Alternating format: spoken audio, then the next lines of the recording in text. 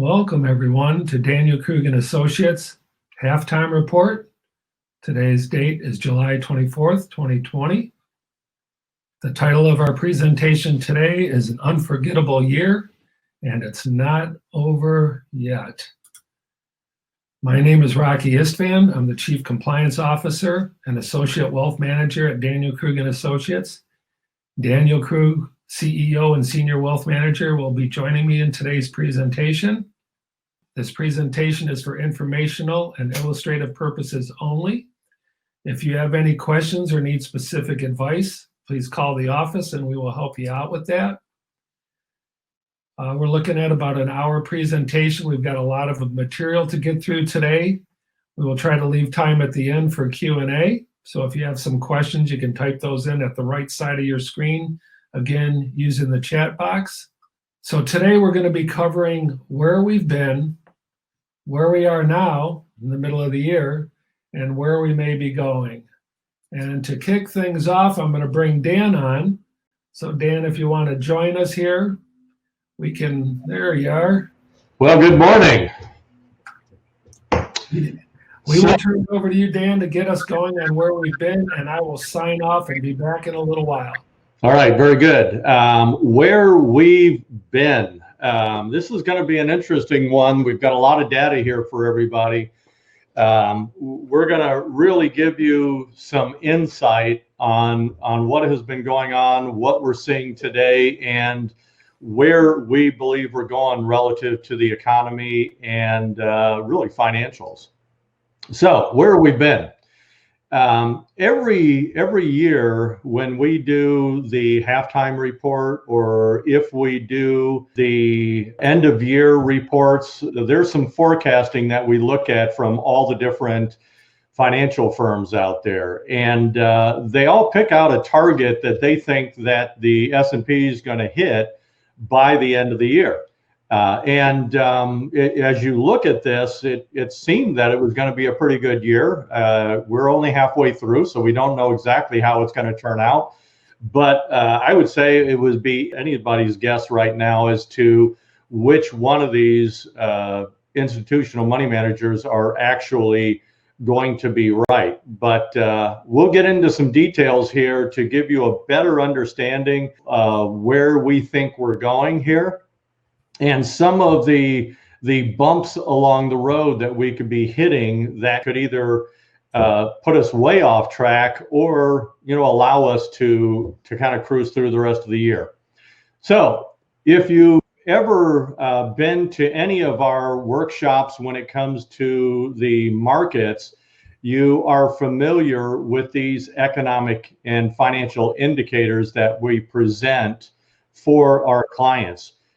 City National Rockdale, which does a great job of research on the economy and on the financials, are the ones that present this, bring it to us every month, so we can have a better understanding of what's going on with the markets. And that allows us to make better decisions from a planning standpoint for our clients. So when you're looking at these dials, this is January, the beginning of this year, and it was looking pretty good. Green is a positive, yellow is neutral, and red, kind of like a stop sign, is kind of on the negative side. When you're looking at each one of the dials, you've got hands on them. If you see the black hand is where we are today, based on CNR putting this speed dials out for us. And the gray is actually where we were the prior month. So I'm looking at this in January, most people are, and saying, well, things are looking pretty good. So we move forward another month, and guess what? It still looks good, even with the overshadowing of the COVID coming out of China at that time. It still looked pretty good. Now, we advance one more month. Well, things went red in a hurry. And most of the money managers and economists were caught really off guard here as to the measures that were going to be taken to try to protect people in the different countries, and especially here in the US. So What happened through the first 181 days of 2020? Well, there was a lot going on at this point. U.S. trade with China had a bit of a tension going on there. Matter of fact, it is actually expanded. It's not just the U.S. that's having problems with China right now, but the European Union's coming out with their grievances. So is Britain. So is Australia. Australia, speaking of them, they had the major bushfires. That was a big toll. U.S.-Iran conflict. Every once in a while, Iran just starts rattling their sabers and usually does it with each one of the different presidents to see what they can get away with. But we also had the coronavirus coming out of China. That was the major story. Royal retirement for Prince Harry and Meghan Markle. So they kind of stepped down as being princes and princesses. The impeachment trial, well, kind of didn't go anywhere, but, that was in the news a lot. We had the death of Kobe Bryant.